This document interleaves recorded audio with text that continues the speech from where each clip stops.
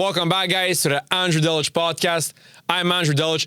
Today, guys, I know I did many reality checks recently, but guys, let's get back to the greatest sport on fucking planet Earth. And I'm talking about football, not American football. All due respect to my American brothers, my Canadian brothers who do love American football, but European football is the real fucking football. You know what? I'm just going to start saying football, calling it football. Why am I even saying European football? Why do I feel the need? Maybe because I'm born and raised in Canada. Maybe that's why. But you know what, guys? Fuck you guys. It's fucking football. And when I say football, it's the real football. Football. Okay, guys, let's start this episode. First topic for football. Of course, I don't want to forget this. Bob Marley, one of the greatest artists of all time, the greatest reggaeton singer of all time. Actually, with this quote, he's backing up my claim of calling football the greatest sport on planet Earth. And he explained why. I explained many times in the past why it's the greatest sport. But if you don't believe me, if you say like, oh, Andre isn't this, he isn't famous, he isn't known around the world or whatever, take Bob Marley's word for it. And he said, I'm quoting him, football is a whole skill to itself, a whole world, a whole universe to itself. Football is freedom. That's true. I feel like football is the biggest sport on planet Earth. And the reason why, it's not only because it's easy access and poor people can play that sport. That's not the reason. That's not the only reason why. Of course, that plays a part into it, but it's not the only reason why. I feel like the main reason why is because when you play football, you feel like you have so much freedom, way more freedom than when you play basketball, American football, golf, tennis, volleyball, whichever other sport. I feel like football is a sport where you have the least laws in the game, the least rules, and just where you feel like you can express yourself the most on the pitch.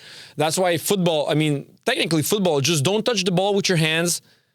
Don't foul anyone, and you can basically do whatever you want on the pitch. You can take the ball, you can kick it up in the air, you can double dribble. You know, in basketball, you can dribble, then stop, then dribble. In soccer, you can run with the ball, stop, and then run again.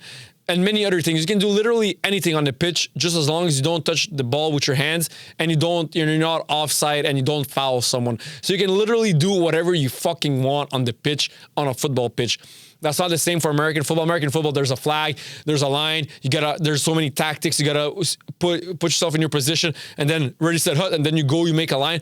It's like very robotic and it's very tactical. It is. American football is very, very tactical. I'm not gonna lie, but there's not as much freedom as European football, as the real football does. That's why I feel like, in my opinion, that's why I think European football is the most popular sport on planet Earth, because you have so much freedom and you feel so free when you play the sport.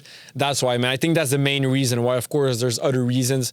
The English invented the sport, and then the English, with their empire, they brought the sport across the world.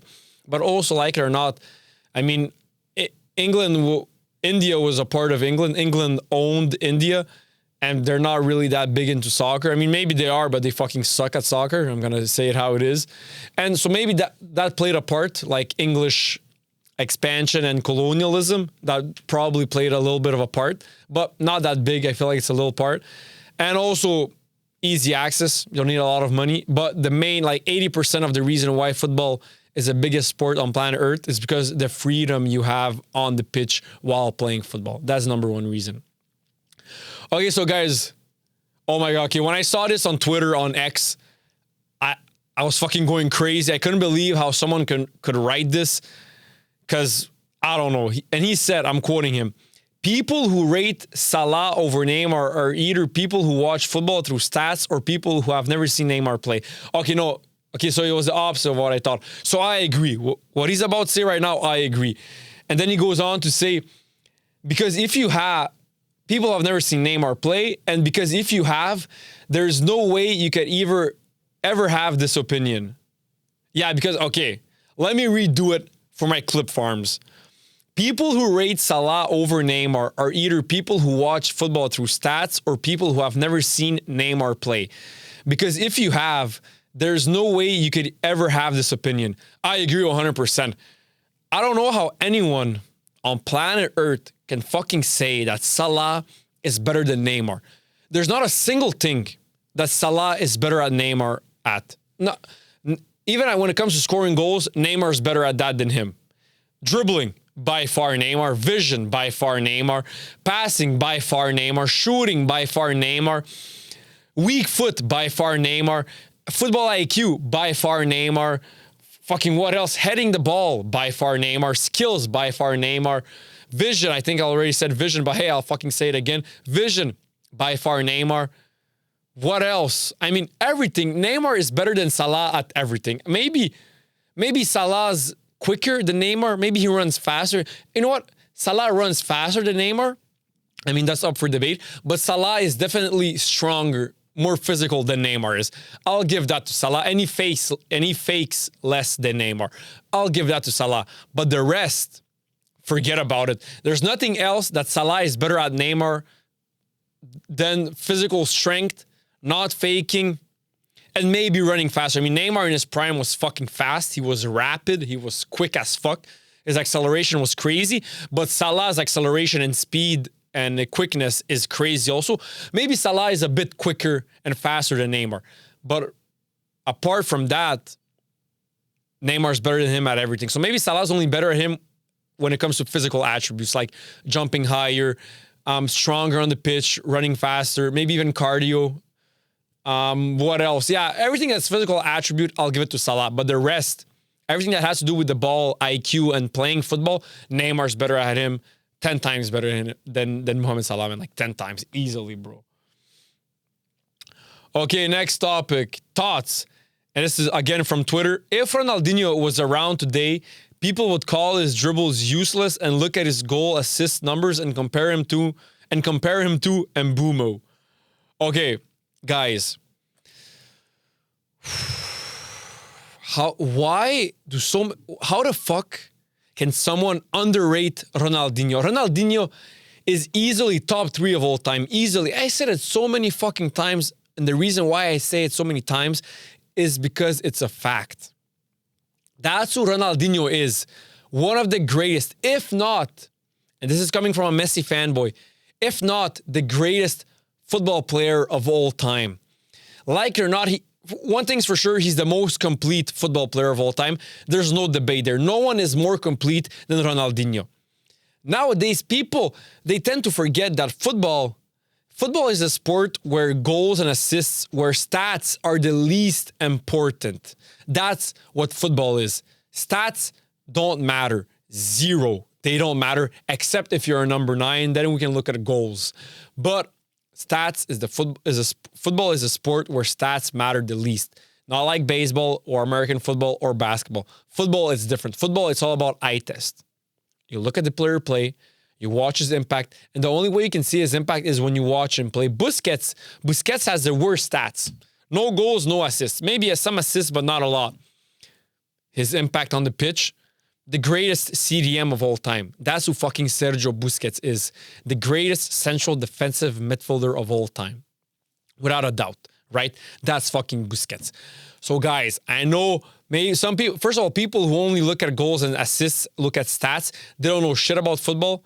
They shouldn't even watch football, concentrate on another sport. Maybe baseball is more for you, maybe basketball or American football.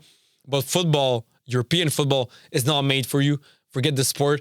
Football, like I said, stats don't matter. And Ronaldinho, I don't know where the hate comes from. People saying that he's not even top 10 of all time. People who say that Ronaldinho isn't even top 10 of all time are fucking brain dead.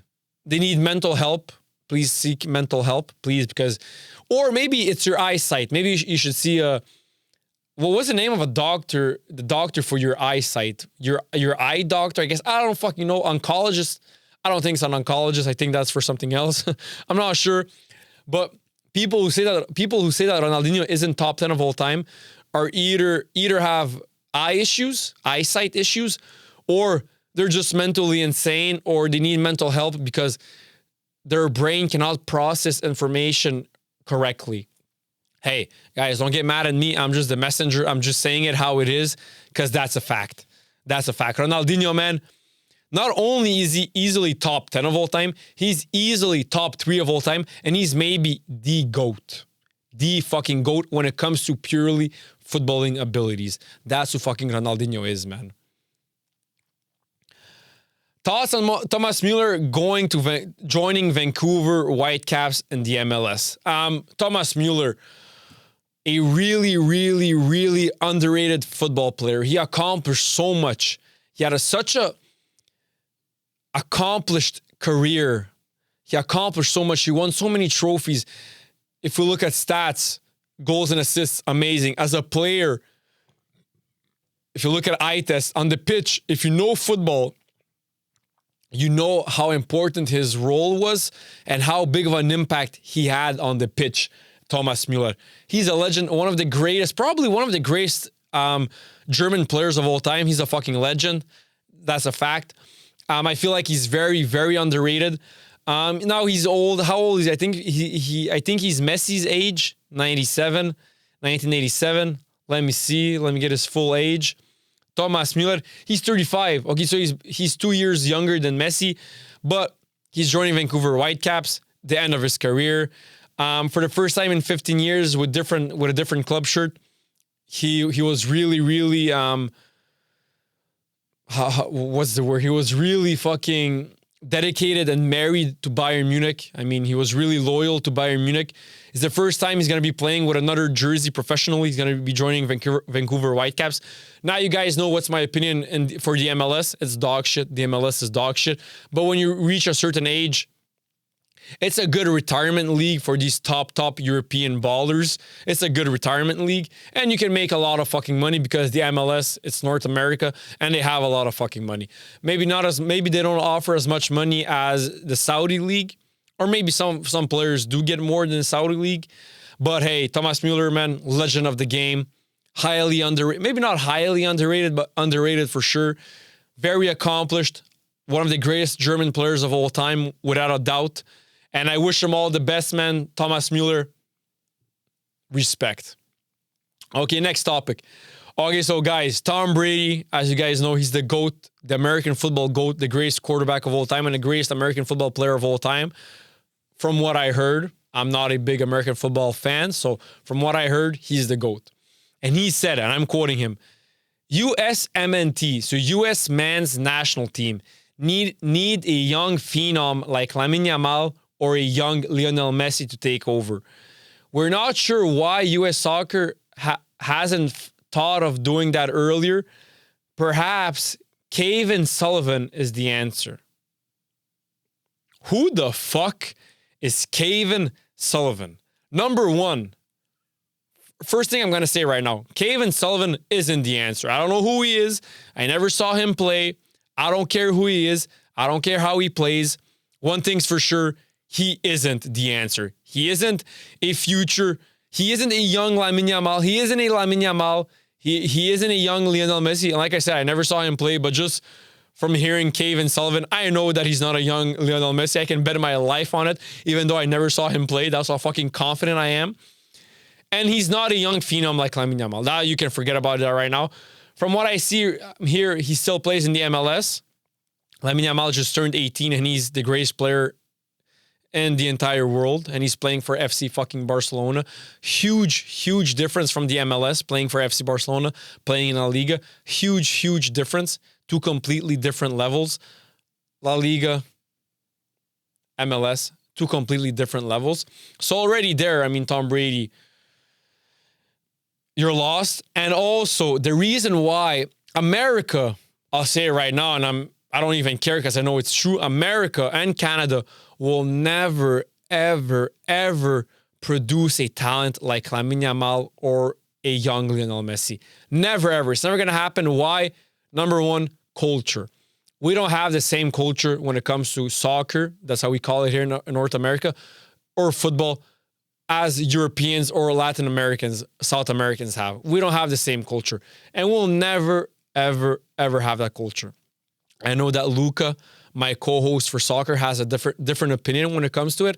But believe me, guys, when it comes to culture, our culture in North America will always be American football, basketball, baseball, hockey, whatever. It's never going to fucking change. Never, ever. I don't care. Next year, in June, we have the World Cup 2026. No, the culture isn't going to change. What's going to happen for that 1 month when the tournament is going to be held in North America, Canada, United States and Mexico, for that 1 month is gonna be crazy. Media coverage is gonna be through the roof, and for that 1 month, so from mid-June to mid-July, we're only gonna hear about the World Cup, and everyone's gonna talk about the World Cup. The day that the World Cup ends in North America, the hype ends. The same day it ends, the same minute that the World Cup ends, the hype ends and the culture ends, and we're back to our normal culture and our normal way of life, which is baseball, American football, hockey, basketball, you name it, NASCAR, but it's not European football, it's not soccer. Believe me, I can make that prediction right now easily, confidently, because that's what's going to happen. Believe me, guys. So to answer your question, Tom Brady, the reason why America is never going to have a young phenom like Lamine Yamal or like a young Lionel Messi is because the culture in America regarding soccer, regarding European football is shit. It's always been shit, and it's always going to be shit. It's never going to change. I don't give a fuck if the World Cup is going to be here in 2026. It's not going to change anything. Like I said, I explained why. So Tom Brady, I just answered your question. Next topic. Another guy on Twitter, X wrote, Beckham, Figo, Ronaldo, and Zidane, but Ronaldinho was there. Benzema, Ronaldo, Bale, but Messi was there. Bellingham, Mbappé, Vinicius, but Lamine Yamal is there. I never thought about this. It's true though. Remember when Ronaldinho played against Real Madrid and he scored a hat trick, and it was either a hat trick or 2 goals in 2005 in Ronaldinho's prime, and the entire Santiago Bernabeu, all the fans stood up and applauded Ronaldinho. That's the first time and the only time that happened in the Santiago Bernabeu for the fans to stand up, to do a standing ovation and applaud a Barcelona player while they're playing against their home team, against Real Madrid. It never happened. It's probably never going to happen again, but it happened with Ronaldinho, man. And then when there was BBC, Benzema, Cristiano, and Bale, Messi fucking destroyed them. Messi, Jesus Christ. The GOAT, the greatest of all time. I don't even have to add anything. All my followers, you guys already know. I don't have to add anything. Bellingham, Mbappé, Vinicius, but Lamine Yamal is there. This is a bit premature. Yes, this past season that just finished, Lamine Yamal destroyed Real Madrid. He's not the only player. The entire Barca team destroyed Real Madrid. Rafinha, Lewandowski, Lamine Yamal, Pedri, Gavi, they all fucking destroyed Real Madrid. So it's not only Lamine Yamal, but I understand the logic behind it. They went with Messi and Ronaldinho. So of course they're going to go with Lamine Yamal. But hey, it's still yet to see. Like I said, Lamine Yamal, in my opinion, is going to be a great player, amazing player, one of the greatest. But he's never going to be like Messi or Ronaldinho, man. He doesn't have, in my opinion, he doesn't have that big of a potential. He has a crazy potential, but not as big as Messi or Ronaldinho. But hey, it's still a bit premature to say that Lamine Yamal can nerf Vinicius, Mbappé, and Bellingham. It's still a bit premature. But so far, this past season, it happened, man. So hey, it is what it is. Another topic from Twitter X, and someone says, fun fact, no Premier League player, past or present, will make it into La Liga all-time 11. And then he said what his all-time 11 La Liga is. He put Casillas in goal. I agree. Right back, Dani Alves. I agree. Puyol, Sergio Ramos. Yeah, sure, I agree. Left back, Roberto Carlos. I agree. And right there, already there, you know that no Premier League player can fit in that back four. There's no place for a Premier League player. Maybe center back. Maybe Van Dijk is better than Puyol. Not better than Ramos. Forget about it. Maybe Van Dijk is better than Puyol. Maybe, but even then Puyol is a legend. Then in midfield, he put Xavi, Zidane, Iniesta. This you can change because if he's not putting Maradona and Ronaldinho, I would put Maradona and Ronaldinho. I would make them fit somehow because his midfield is Xavi, Zidane, Iniesta. And then up front, he has Messi, Fenomeno, and Cristiano Ronaldo. You have to put Ronaldinho and Maradona somewhere. But even if we go with what he said, so Xavi, Zidane, Iniesta, no midfielder from the Premier League can take their place. And up front, no striker or winger can take Ronaldo, Fenomenos, or Messi's position from the Premier League. No player. So I agree. In my opinion, I would take away Zidane. I would put Maradona.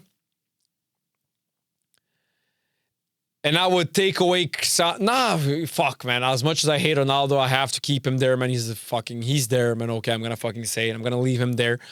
But I would take away Xavi, fuck it, because I have to put Ronaldinho somewhere. So I would have Iniesta, Maradona, Iniesta, Maradona, and Ronaldinho in the middle of the field. And then I would have Messi, Ronaldo, Phenomenal, and Cristiano Ronaldo up front. But even then, or even if we keep his midfield, which is Xavi, Zidane, and Iniesta, no Premier League midfielder can fit there, and no Premier League forward, meaning striker or winger, can fit up front in the all-time La Liga. Some Serie A players could take some of their places. I mean, Maradona was more of he played for Barca, yes, but he also played for Napoli, and his prime was with Napoli. So I consider him more of a Serie A player than La Liga player, Maradona. So Maradona would take away Zidane's place already there. Maldini would take Puyol's place in center back. Buffon would take away Casillas' place, or Manuel Neuer would take away Casillas' place. For fullbacks, maybe even Maldini could take away Roberto Carlos' place. So, but no player from the Premier League could fit in an all-time 11. If we do an all-time 11, no Premier League player is there. It's all Serie A players, it's all La Liga players, and maybe Bundesliga players, meaning only Manuel Neuer. But it's only Serie A players and La Liga players that would fit in an all-time 11. Only Serie A and La Liga players. That's a fact. Okay, so next tweet is from, I'm not sure who he is, but it's a guy, and he said, there isn't a single right winger on this planet that's better than Yamal. Not one. I agree, but there is only one right winger, if you consider him a right winger, better than Lamine Yamal, even currently, Lionel Messi. I consider him more like an offensive midfielder, right winger, false nine, second striker. But if we consider Messi as a right winger, he's better than Lamine Yamal, even today, 2025. He's still better. Like I said, Lamine Yamal, in my opinion, is the greatest player in Europe. But to this day, even now, 2025, the greatest player on planet Earth is still Lionel Messi. I said it in a past podcast, but he's still the greatest player on planet Earth. He is. That's a fact. I don't give a fuck how old he is. Even as long as Messi plays on the pitch, he's the greatest player on planet Earth. That's how fucking of a genius he is. Even though his cardio is going down, his speed, his strength, physical attributes, his dribbling, his passing, his vision, his IQ is so above everyone else's right now, currently, that he's still the greatest player on planet Earth, man. Okay, so next tweet, someone said, Darwin Nunez, end of an era, streets will forget, believable player, struck confidence into defenders, stoppable on his day, did the thinkable, a must-unsee player, don't smile because it's over, cry because it happened. Yo, Darwin Nunez, I agree with this guy. I have nothing else to add to what he said. His career was so short. He's going to Saudi Arabia, I think. Yeah, he went to Saudi Arabia. What a disgrace. I mean, he was so young. He's like 25 or 26. We all know why he went to Saudi Arabia. It's only for the money. He doesn't give a fuck about Saudi Arabia or about his legacy or his career. That's why he went to Saudi Arabia, only for the money. But I have nothing else to add. I agree with everything that he said. I have nothing else to add.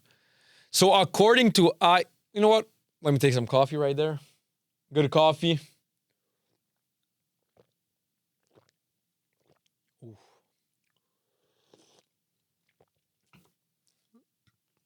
Okay, so guys, let me say the top 10 according to IFFHS. This is our top 10 greatest players of all time for football. First place, they have Lionel Messi. I agree. Second place, they have Pelé.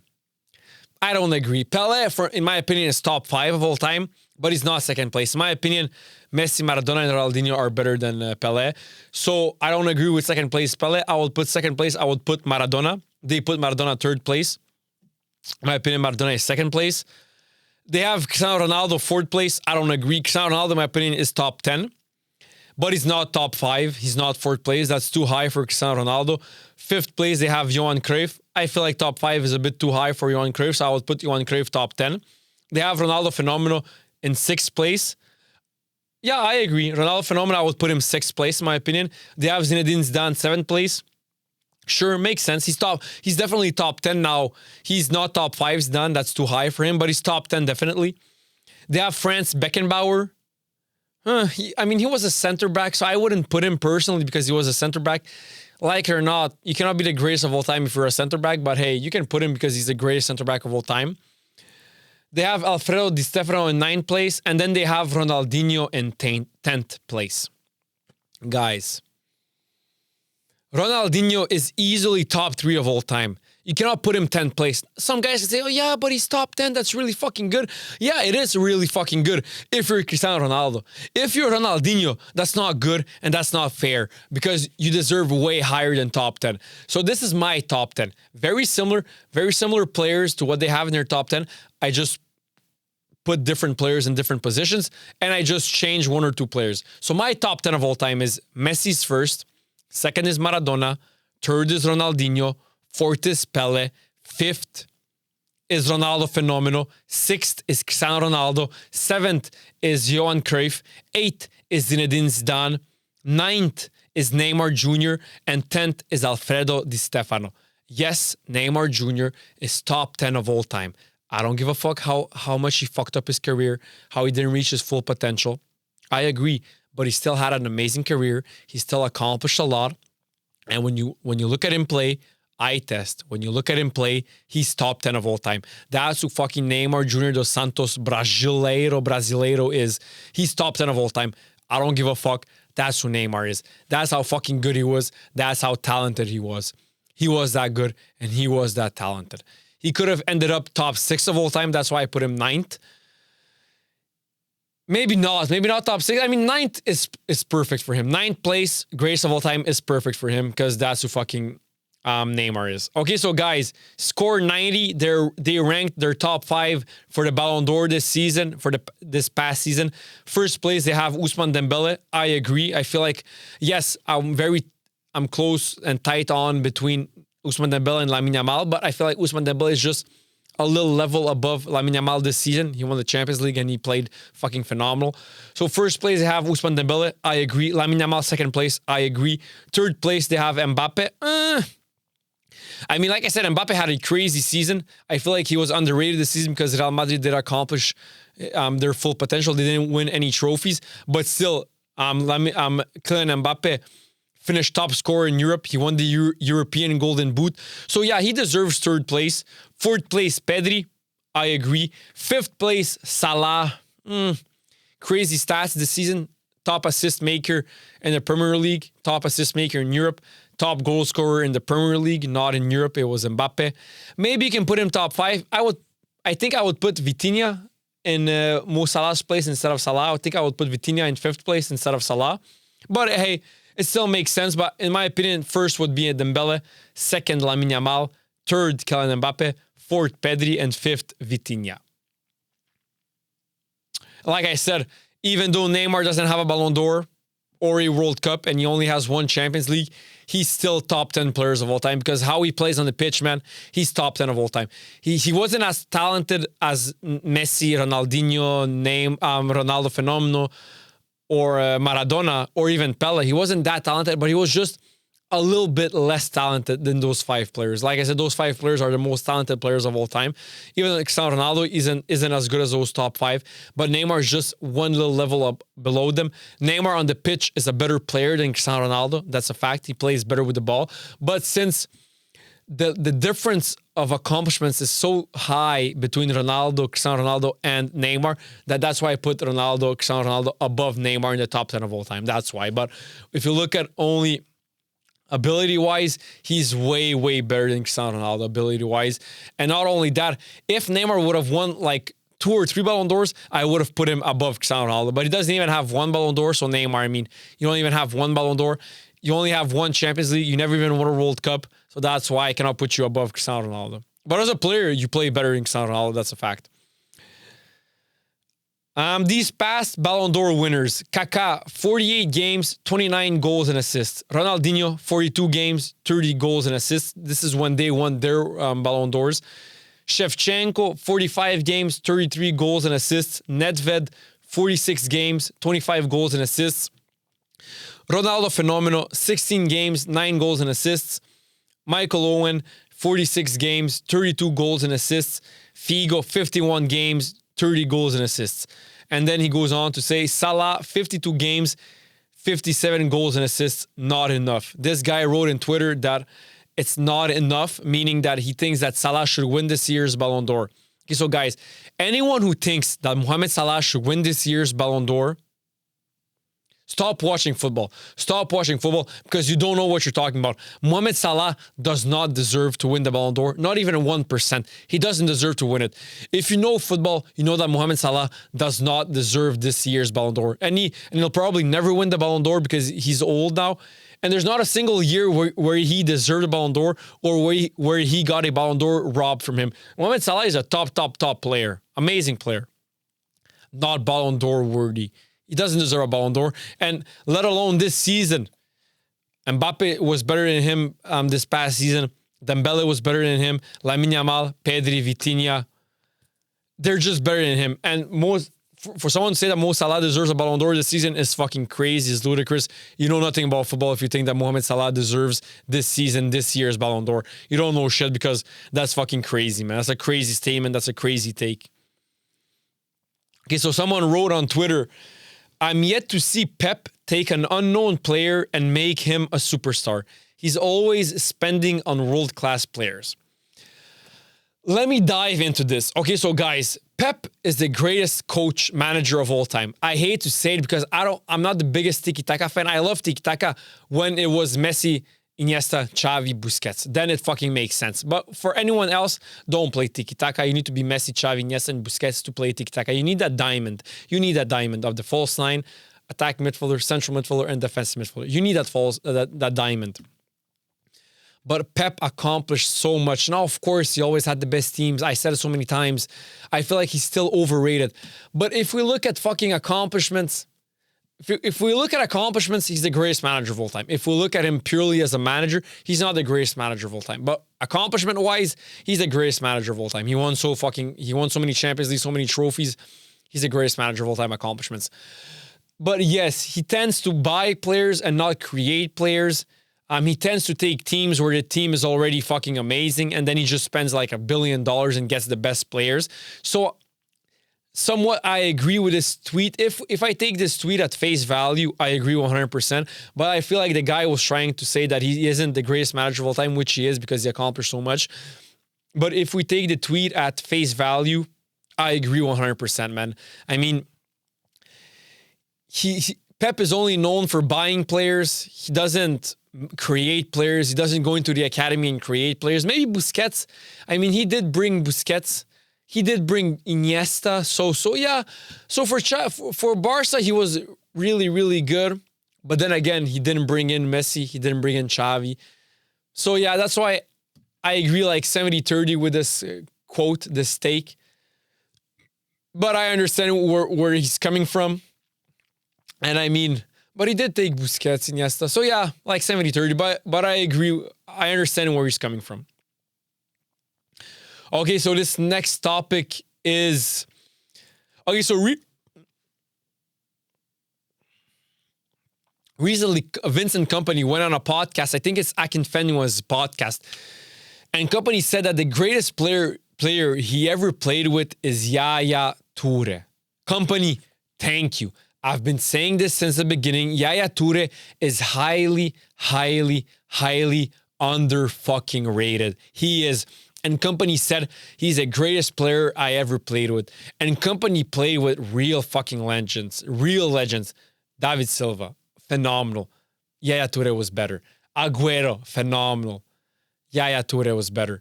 Kevin De Bruyne, phenomenal. Yaya Toure was better. Eden Hazard, phenomenal. No, maybe... Eden Hazard has a bigger talent, has higher potential than what Yaya Toure had a bigger talent. Maybe he's not better than Hazard. So yeah, Kompany, I agree maybe 50-50 because I feel like Hazard is better than Toure. You played with Hazard in the Belgian national team. I feel like Hazard is better, maybe even De Bruyne. But also what I agree is, Toure is highly, highly underrated. And he's one of the greatest midfielders of all time. He's the greatest African player of all time. And he's maybe the greatest defensive midfielder of all time. For me, it's either between him and Sergio Busquets.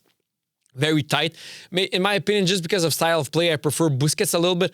But yeah, Toure is just next to him. And someone can easily say, like, yeah, Toure is better than Busquets. And I wouldn't get angry, or I wouldn't feel like he said something bad, because I feel like it's so close that you can easily say that Yaya Toure is better than Busquets, just as much as you can easily say that Busquets is better than Yaya Toure. That's how close they are. It's like Xavi and Iniesta, man. They're so close that someone can easily say Xavi, someone can easily say Iniesta, and it still makes sense, man. That's what I feel like it's Yaya Toure and Busquets. Okay, and also in that podcast, Vincent Kompany said that Messi is like David Silva, but on steroids, on roids. I agree, man. I mean, David Silva was really technical, really good. But Messi, man, I mean, do I really have to say who fucking Lionel Messi is, how fucking talented he was? David Silva was crazy talented. In my opinion, he was really close to Andres Iniesta. Really fucking close.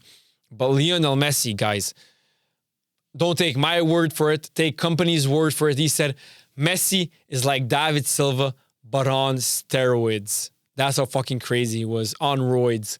I agree, man. And he went on to say that I can just imagine how slowly Messi saw the game, how he sees everything 10 steps ahead of everyone else, 8 steps ahead of David Silva. I mean, if we say that David Silva sees the game ahead of other people, 2 steps ahead of everyone else, Messi sees the game 8 steps ahead of David Silva. So 10 steps ahead of everyone. That's how slowly Messi sees the game. And it's just crazy, man. And even Kompany said it. So, guys, I don't even have to add anything else. Okay, so, guys, who is the greatest number 10 currently in the world? Lamine Yamal. Mbappé just recently took the number 10 at Real Madrid from Luka Modric. Luka Modric went to AC Milan. Still playing really good. Luka Modric, I saw his games with AC Milan, preseason games. Still playing really good. Mbappé is wearing number 10. Lamine Yamal is better than Mbappé. I'm sorry, all my Mbappé fans out there. Lamine Yamal is better. It's a fact. Who else wears a number 10? Who's number 10 for Man City? It was Jack Grealish, not anymore. Ryan Cherki. Lamine Yamal is better than Cherki. Who's number 10 for PSG? Is it Dembélé? Oh, yeah, but Lamine Yamal is better than Dembélé. Just Dembélé had a better season. Lamine Yamal is better. I mean, Dembele's talent is crazy. So it's between Dembélé and Lamine Yamal. But Lamine Yamal is the greatest number 10 currently on planet Earth. Okay, so guys, recently, Lionel Messi's assist versus Netherlands in the World Cup. You know that assist where he goes and then he does a cut pass. Amazing pass, amazing vision. That pass, that assist has been voted as the greatest assist of all time. Now, guys, as much as you know, as much as I love Lionel Messi, as much as I'm a Messi dick rider, as much as I'm a Messi fanboy, I'm not sure that that's the greatest assist of all time. It's an amazing assist. 9.5 out of 10 assist. I mean, close to as perfection as a pass can be perfect. That's how fucking perfect that pass is. It's not perfect. No pass is perfect. But it's so close to perfection that maybe it is the greatest assist of all time. But fuck, I don't know, man. There's been so many amazing assists. But maybe because it's the World Cup and everything else put into it, maybe Messi, he's a bit, I mean, maybe Messi's image and in his name helps him get that award. But it's easily top 5 assists of all time, that assist. I mean, that fucking assist was crazy. But I don't think it's the greatest assist of all time. At the top of my head, Maradona's assist in the World Cup final 1986, that first touch pass is amazing. I mean, that assist from Messi is maybe one of the greatest assists of all time. The Busquets assist where he just took the ball and he let Messi take the ball and score an amazing goal against Real Madrid. That assist is one of the greatest assists of all time, probably the greatest Champions League assist of all time. So actually, maybe that assist is the greatest assist of all time against Netherlands. I mean, that pass, I mean, Jesus fucking Christ. The vision in that pass is fucking out of this world, man. Only Messi could do that. No one else. Only Messi, Maradona, and Ronaldinho could do a pass like that, man. No one fucking else, man. But at the top of my head, I can't think about all of Messi's assists or Ronaldinho or Maradona's assists, but that's top 5 assists of all time for sure. And I can say right now, if we were to do a top 10 assist compilation of all time, in the top 10, it would only be Messi, Maradona, and Ronaldinho. No one else, because only those 3 have that type of vision and that type of passing ability. So, guys, it is what it is, man. Okay, next topic. Like I said, this past season, Lamine Yamal and Dembele were really, really fucking close for the Ballon d'Or. But Dembele needs to win this Ballon d'Or, man. And let's look at his stats. Now, of course, as you guys know, I'm not a big stats guy. I'm more of an eye test. But stats can also play a little part in the game. It also counts a little bit, like it or not. So since the start of 2024-2025 season, this past season, in 53 appearances, Dembele scored 35 goals and he has 17 assists. He won the Champions League, Ligue 1, French Cup, Trophée des Champions, and the UEFA Super Cup. And on top of that, eye test, which is like 95% of the Ballon d'Or, in my opinion. He was the best player this season. And you put, on top of that, you put the Champions League. You put his amazing goal tally and assist tally in League 1 and in the Champions League. Then Ousmane Dembele, congratulations. You proved all your haters wrong. Everyone said that you're never going to win a Ballon d'Or. You're winning this Ballon d'Or. Ousmane Dembele, this Ballon d'Or is coming your way. You fucking deserve it. Congratulations. You're the best player on planet Earth right now. But this upcoming season, mark my words, Lamine Yamal is winning the Ballon d'Or. I don't give a fuck. But Lamine Yamal, Ousmane Dembele needs to win this upcoming Ballon d'Or. He fucking deserves it, man.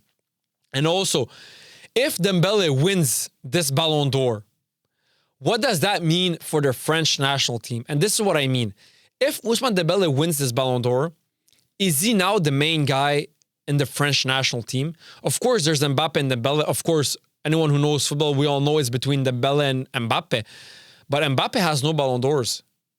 Dembele is going to have a Ballon d'Or. And leading up to the 2026 World Cup, Dembele is going to have one Ballon d'Or and Mbappé is going to have no Ballon d'Ors. And he's going to have one Champions League. Of course, Mbappé won a World Cup with France in 2018.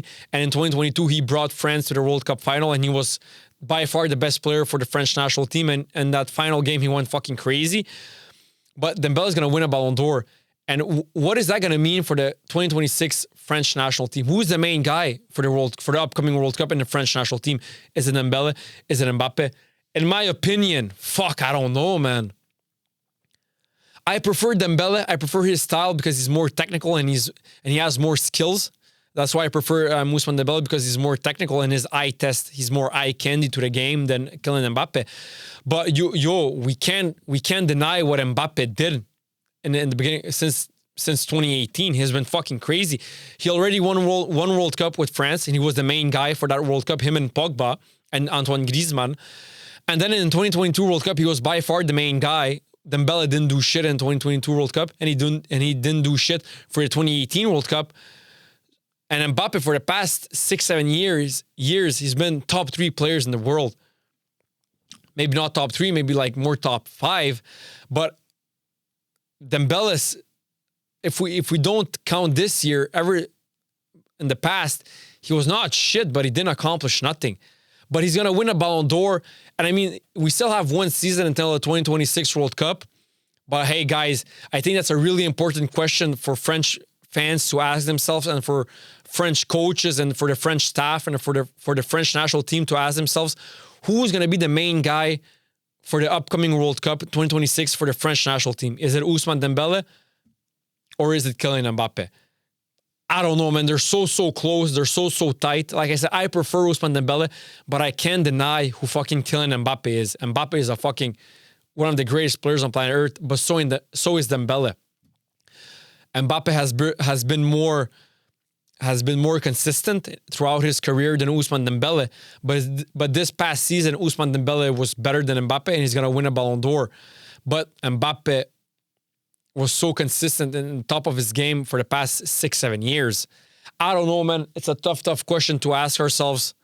But hey, let's see. I prefer Dembele, but Mbappé can easily be the main guy. I feel like Mbappé is going to keep the number 10 jersey because he accomplished way more for France than Dembele. Dembele didn't accomplish shit with France. He just this past season, that he went crazy with PSG and that he won the Champions League and that he brought glory to PSG. Only this past season. Before that, he was an amazing talent, crazy potential, but he didn't accomplish shit with Barcelona or with PSG except for this season. So hey, we still have one season, still yet to see how Dembele will perform this season and how Mbappé will perform this upcoming season.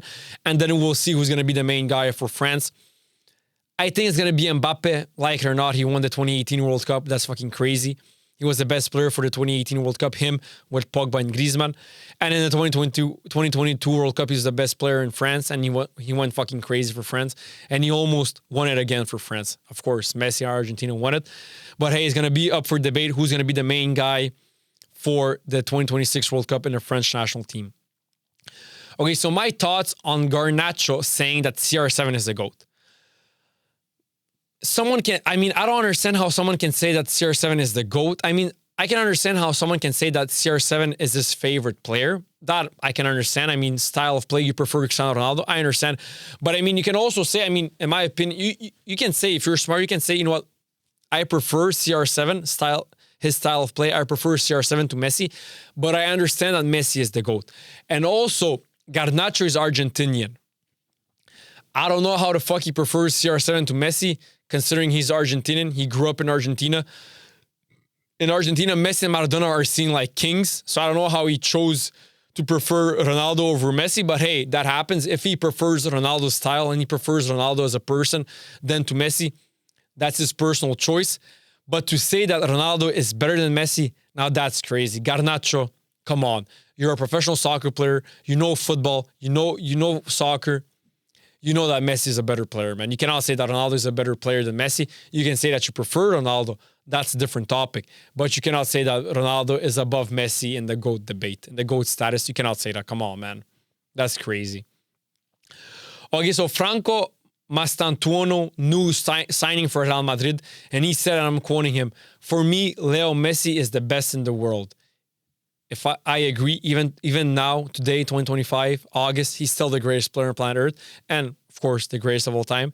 And he went on to say, I'm Argentine, and I believe he's the best, and I have nothing more to say. Of course, he's joining Real Madrid, but he's Argentinian, and not only is he Argentinian, he's a professional football player, so he knows a lot about football. So, of course, you add all of that together, of course, he's gonna say that Lionel Messi is the greatest of all time. I mean, come on, guys. Okay, so Koundé recently said that, and I'm quoting him, "Footballers can go 6 months, even an entire year without being paid and still live comfortably without it affecting them at all. Unlike people who leave their homes at 7 in the morning and return at 8 in the evening just to earn a little money for their family." Then he went on to say, "I don't understand why fans see footballers as role models. I wouldn't recommend it. The real role model is a father who works hard every day for his family." Now, I agree 50-50, meaning my idol is my dad. My dad is my only idol. I don't idolize, even Messi, I don't idolize him. I'm 25 years old. Just for my podcast, I'm going to joke around and fucking boast him and like dick ride him. But he's not my idol. My only idol is my dad. And my dad isn't the greatest soccer player of all time. That's Messi. Doesn't have that status. Doesn't have as big of a status as Messi has yet. My dad's going to accomplish a lot of great things. I believe in him. But yet, he hasn't accomplished as much as Messi. But still, my dad is my only role model. He's my biggest role model, my dad. So that's why I understand what he's saying.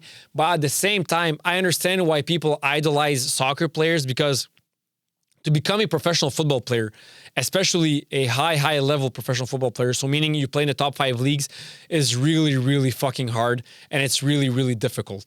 Now, of course, what some fathers do working from 8 in the morning till 9 in the evening, that's really, really hard.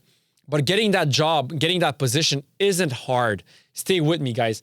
Working that job is really, really hard and takes a great toll on you. But it's not hard. It's not hard to get that job. It's way harder to become a professional soccer player, a professional footballer in the top 5 leagues than it is to become a taxi driver or to work for the government. That's why people idolize football players, especially big and famous football players. That's why regarding what Koundé said, I'm like 50-50, because like it or not, my role model is my dad. He's always has been and always will be my dad, my role model, my idol. So that's why I understand what he means by it. But at the same time, I mean, I understand why people idolize Lionel Messi, Cristiano Ronaldo, Lamine Yamal, or whoever, because they accomplish something that so many people dream of accomplishing, so many young people dream of accomplishing, and it's really, really fucking hard to accomplish. So that's why I'm like 50-50 regarding this take and quote from Koundé.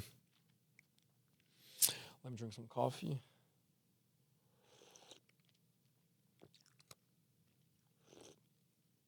Okay, so someone said on Twitter, actually, Sport Bible, a huge football media, sport media company, and they said Mohamed Salah is slowly reaching Cristiano Ronaldo and Lionel Messi levels of longevity.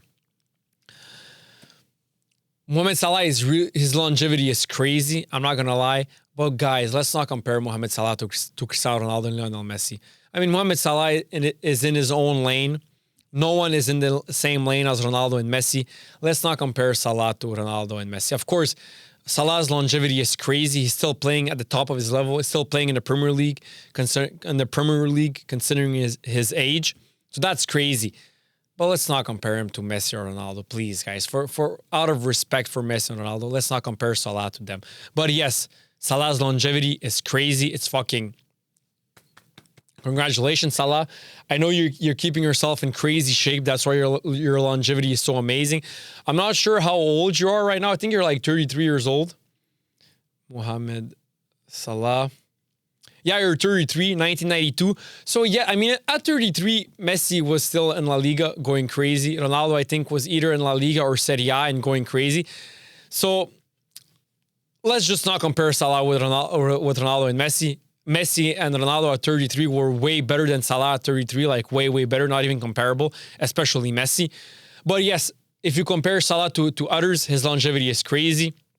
But if we compare Salah to Messi and Ronaldo, there's no comparisons. It's two completely different levels. Messi at 33 was way better than Salah at 33, and Ronaldo at 33 was way better than Salah at 33. Way better. Okay, guys, next topic. So Sport Bible again on Twitter said, if Messi and Ronaldo weren't around, which footballer would have won the most Ballon d'Ors? That's a good question. Iniesta and Xavi would have had one or two each. Neymar would have won more. He would have had 2 or 3. I feel like Neymar. Fuck it, I'm saying Neymar. If Messi and Ronaldo wouldn't be around, Neymar would have 3 or 4 Ballon. I mean, Neymar's fucking... He wasn't serious, man. His longevity is shit. Neymar's longevity was shit. I mean, he's still playing, so present tense. I don't know who would have won the most Ballon d'Ors if Ronaldo and Messi weren't present. Maybe Xavi and Iniesta, because maybe they would have won 2 each. Ribéry would have won only 1. So Iniesta and Xavi would have had more than Ribéry would have won 1. Neymar would have won maybe 2 or 3. So maybe Neymar, Xavi, or Iniesta. Maybe them. Eden Hazard. No. Maybe. So it's either between Neymar, Iniesta, and Xavi, who would have won the most Ballon d'Ors if Messi and Ronaldo wouldn't exist. Probably one of those 3, but hey, it's something we'll never know. But at the top of my head, I guess those 3, right? Okay, next topic. Sport Bible again. And they're quoting Cristiano Ronaldo. Okay, so guys, before I do this topic, because right now I'm looking at it, I know I'm going to have a lot to say. So let me just take a little break, drink a little bit of this good coffee. Okay, so Sport Bible, and they're quoting Cristiano Ronaldo. So Cristiano Ronaldo said the Ballon d'Or is now fictional. After being asked who should win it this year, he said, Ballon d'Or, that's fictional for me. The only reason why Ronaldo... Guys, believe me, I'm not that much of a Ronaldo hater. Sometimes I abuse just for clicks, just so I know it will get people all riled up and angry at me. So I rage bait people into believing that I really fucking despise Ronaldo. Honestly speaking, I don't despise him. I respect him. I just don't think he's the GOAT. And I just also, like Jamie Carragher, I don't think that there's a debate between Messi and Ronaldo. That's the only thing I have to say. But Ronaldo is one of the GOATs. Like or not, he accomplished so much. And sometimes I don't really fuck with Ronaldo's attitude, personality, I guess. Because the only reason he says that is because he's angry that he's not ever going to win a Ballon d'Or, and he's angry that Messi has 3 more Ballon d'Ors than Ronaldo. He's just jealous. That's why he says that the Ballon d'Or is fictional to him. But whenever Ronaldo won a Ballon d'Or in the past, he would say, oh, I won the Ballon d'Or, I'm the best this year. But when he doesn't win it, then it becomes fictional. But when he wins it, it's not fictional, it's perfect. Come on, Ronaldo. I mean, I don't want to hate on him. I love Ronaldo and I fucking respect the shit out of Cristiano Ronaldo. But broski, you cannot have it both ways. It cannot be like when you win it, it's perfect. The award is perfect. It makes a lot of sense. And then when you don't win it, it's fictional. Come on, Ronaldo. Don't be like that. Be fair. Don't be that egotistical. Just say it how it is. Messi has 3 more Ballon d'Ors than you. Why? Because he's 3 times better than you. Messi, if you have 5 Ballon d'Ors, Messi should have 15. So you should be even happy that you have 5 Ballon d'Ors, because if you ask me, you deserve 2 Ballon d'Ors, maybe 3 if I'm being generous and if I'm in a good mood, then maybe I would give you 3. But if you have 5 and Messi has 8, you should be thanking God that you fucking have 5, Ronaldo. But let's get back to the main argument, to the main quote, to the main take from Ronaldo. Ronaldo, you cannot have it both ways. When you win the award, it cannot be, oh, the award is legit, the award is trustworthy. And then when you don't win it, you cannot say that it's fictional. It's a fictional award and it's not trustworthy and it's not legit.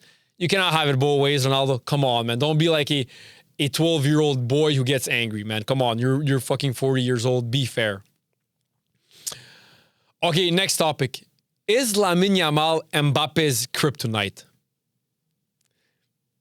Lamine Yamal is phenomenal, but so is Kylian Mbappé. I understand why some people argue that fact, because this past season, I mean, the Euros, Lamine Yamal won against France. So in a way, Lamine Yamal eliminated Kylian Mbappé, even though it's a team sport. I mean, some people can see it that way. I don't see it that way. I see that Spain eliminated France. That's how I see it. But so yeah, first of all, Lamine Yamal eliminated Mbappé in the Euro 2024 last year. And then Lamine Yamal Barca won every El Clasico against Real Madrid this past season. I mean, not only did they win against Real Madrid, they fucking dominated against Real Madrid every single game. So I understand why people will say that Lamine Yamal is Mbappe's kryptonite. But, I mean, I don't think so. I mean, Mbappe is still one of the greatest players on planet Earth. Maybe he is still, to this day, the greatest player on planet Earth. He's top 3 for sure. It's him, Mbappe. It's Mbappe, Dembélé, and Lamine Yamal, the 3 greatest players on planet Earth currently, in my opinion. But no, I don't think that Lamine Yamal is Mbappe's kryptonite. Yes, Lamine Yamal had a way more accomplished season this past season, but still, Mbappe, man, he won the European Golden Boot. He was phenomenal. Let's give Mbappe his flowers. Mbappe won 1 World Cup. He brought France twice to the World Cup final, won once. He won the European Golden Boot. He's probably going to win a Ballon d'Or. And let's give Mbappe his flowers, man. Lamine Yamal is not Kylian Mbappe's kryptonite. And this is coming from a Lamine Yamal fan, from a Barca fanboy. But hey, I got to be unbiased and say it how it is. Lamine Yamal is not Kylian Mbappe's kryptonite. Next topic. Lewandowski said the Ballon d'Or is more of a commercial award. FIFA the best is fairer. I agree 100% with Robert Lewandowski. For people who don't know, before it was the FIFA Ballon d'Or. Okay, let's start from the beginning. It started off with the Ballon d'Or. Before in the Ballon d'Or in the 80s, 70s, and 90s, actually in the 70s and 80s, I think they changed it in the 90s.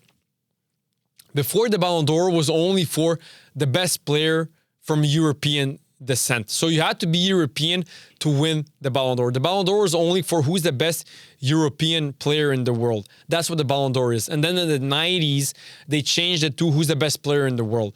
And then in the early 2000s, like 2009, 2010, they put FIFA the best and the Ballon d'Or together, creating FIFA Ballon d'Or. And then when it was the FIFA Ballon d'Or, it was only one award. It was FIFA, so captains and coaches of national teams with journalists of the Ballon d'Or coming together and voting for who's the best player in the world. But ever since 2019, they separated it again. So now it's Ballon d'Or, which is only journalists from France football.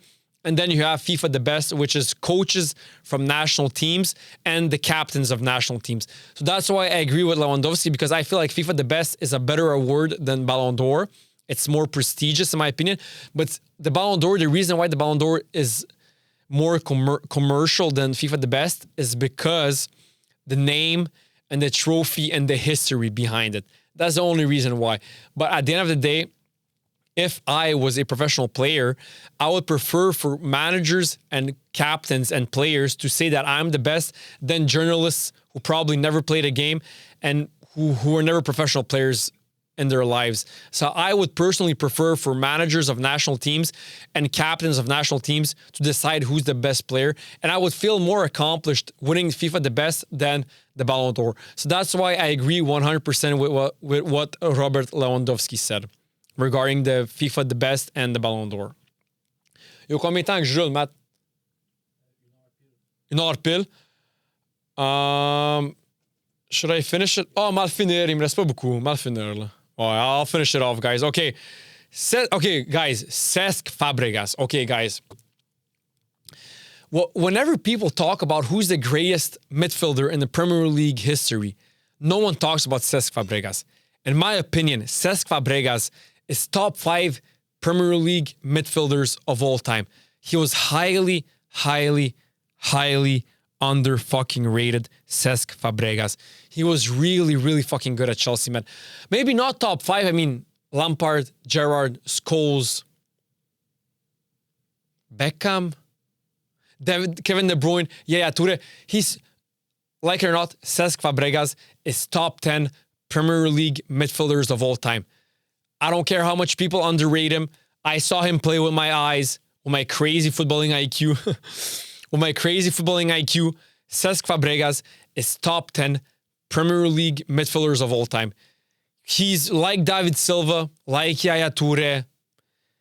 Maybe De Bruyne is a bit better than them. Yo, Cesc Fabregas is easily top 10 Premier League midfielders of all time. And I feel like he's highly fucking underrated. I don't know why. Maybe because he didn't win as much in the Premier League as these other midfielders. But he, as purely footballing abilities, he's top 10 of all time, man, Cesc Fabregas. Okay, so guys, as you guys know, week 1 of the EPL has finished. We're on to week 2. And Ruben Amorim, and I'm quoting him, he said after losing to Arsenal this past Sunday, after losing to Arsenal, he said, and I'm quoting Ruben Amorim, "Today we proved that we can beat every team in the Premier League." Ruben Amorim, don't forget, I feel like you have short-term memory loss. This past season, you guys finished 15th. That's a fact. That's not me hating on Man United. It's just a fact. You guys finished 15th this past season. That's fucking disgusting. That's a shame. And not only that, when you played against Arsenal this past Sunday, you guys lost. Yes, I'll give you your flowers. You guys played well. Really well, actually. But that's one game. One fucking game. And not only that, not only is it one game, but you guys lost that game. No matter how good a team plays in a game, you have to win the game. You have to actually win the game for it to matter. Now, of course, playing good is also good because you show like, okay, maybe we lost because we were unlucky, and then in the future we're going to win games because we're playing really well. But at the end of the day, you have to win games. That's what matters. You have to get 3 points when you win a game. That's what matters. But Ruben Amorim, chill out. This past season that just finished, you guys finished 15th. Yes, you guys played well against Arsenal this past Sunday, but you guys lost. But Man United fans, you guys need to calm down. Matt EFC, chill the fuck out. Luka Delic, chill the fuck out with Man United, man. Yes, I feel like they're gonna be better than last season, but you guys aren't winning the league. There's no chances in hell. I don't know how the saying goes, but there's no chance you're winning the Premier League.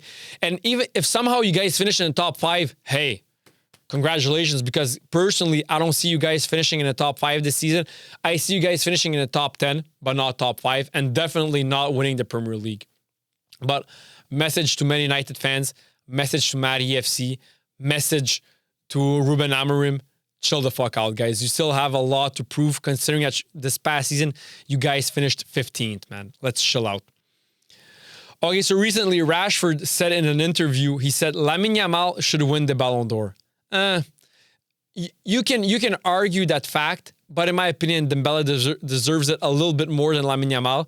And then he goes on to say, if he doesn't win it this year, he will win it in the future. Oh yeah, 100%. I mean, even if he doesn't win it this year, Lamine Yamal is fucking 18 years old, bro. Like, what the actual fuck? He's 18. Dembélé is like 27 or 28. So Dembélé is only going to win one Ballon d'Or. I don't see him winning another Ballon d'Or. I think like this is the only Ballon d'Or he's going to win. And Lamine Yamal, I think he's going to win the next Ballon d'Or, in my opinion. Maybe not. But even if he doesn't, he's only going to be 19 next year. So he still has like 15 years to win one Ballon d'Or. He's going to win more than one Ballon d'Or, in my opinion. I think like Lamine Yamal is going to win 3 or 4. 2, 3, or 4, not more than 4. Maybe. I mean, that's crazy, depending what's going to happen in the future, what other youngsters are going to come up through the ranks, and who else is going to play really well. I mean, Mbappé is going to want to win a Ballon d'Or, Vinicius, Bellingham, whoever. So I don't know, but Lamine Yamal, man, don't stress for Lamine Yamal. He's only 18 years old, man. He's going to win Ballon d'Ors, plural. He's going to win more than one, that's for sure, man. Even if he doesn't win this one, I mean, Dembélé deserves a little bit more than Lamine Yamal. But even if he doesn't win this one, he's going to win many fucking Ballon d'Ors, man. Okay, so guys, recently I put an Instagram story and I wrote, and it's a picture of how many minutes Neymar played for Barcelona, how many minutes Neymar played for PSG, and how many minutes Neymar played while live streaming Counter-Strike. Counter-Strike is I guess it's a video game similar to Call of Duty. I'm not sure. I'm not a big gamer, so I'm not sure. Okay, so guys, for Barcelona, Neymar played 15,000 minutes for Barcelona. Neymar played 14.5 thousand minutes for PSG. And Neymar played 100.3 thousand hours for Counter-Strike. Oh, so he played... Oh, okay, so he played more Counter-Strike than he played for... Because this is minutes. God damn, Neymar. And then I asked the question, is Neymar... What's his main profession? Is he a streamer or a footballer? Bro, you're definitely more of a streamer. You played 11,000 hours Counter-Strike and 14,000 minutes for PSG and 15,000 minutes for Barcelona. 11,000 hours is how many minutes? 11,000 times 60. Bro, you played 660,000 minutes. So, broski, like, this is why Neymar, as much as I love you, as much as I think you're top 10 of all time, and as much as I fucking love you, as much of a fucking Neymar fanboy I am, this is why, Neymar, you never won a fucking Ballon d'Or. This is why you underachieved, and this is why you never reached your full potential. You had no discipline for football. Broski, you played 11,000 hours Counter-Strike. You're a footballer. You're not a streamer, bro. Ronaldo, believe me, I'm pretty sure Cristiano Ronaldo never played a video game in his fucking life. While you were putting 11,000 hours, he was putting 11,000 hours in the gym getting better, Cristiano Ronaldo. And you had a way better potential than Cristiano Ronaldo, and you accomplished way less than Cristiano Ronaldo, man. This is why, Neymar, you never won a Ballon d'Or. This is why you fucking underachieved. And Neymar, don't get it twisted. I'm a fucking Neymar. I fucking love you, bro. I'm a big, big fan of yours. You're my favorite. You're my second favorite player of all time after Messi, and I fucking love you. But broski, if we're keeping it honest, if we're being real right now, this is why you're underachieved, man. This is one of the main reasons why you weren't serious. You didn't have no discipline for football. Broski, I mean, facts speak for itself. This is just fucking ludicrous, Neymar, man. Jesus Christ. Okay, next topic is a quote from someone on Twitter, and he said, "Say whatever you want, but Salah is a bigger EPL legend than Ronaldo." Nah, bro, that's fucking crazy.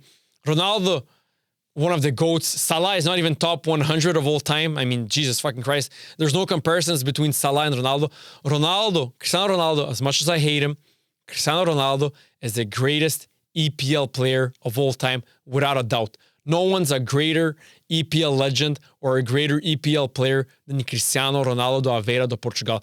As much as I hate him, I have to say it. I have to be honest and unbiased. He's the greatest EPL player of all time, and he's the greatest European player of all time. He is. It's a fact, man. Come on, guys. Let's not lie to ourselves.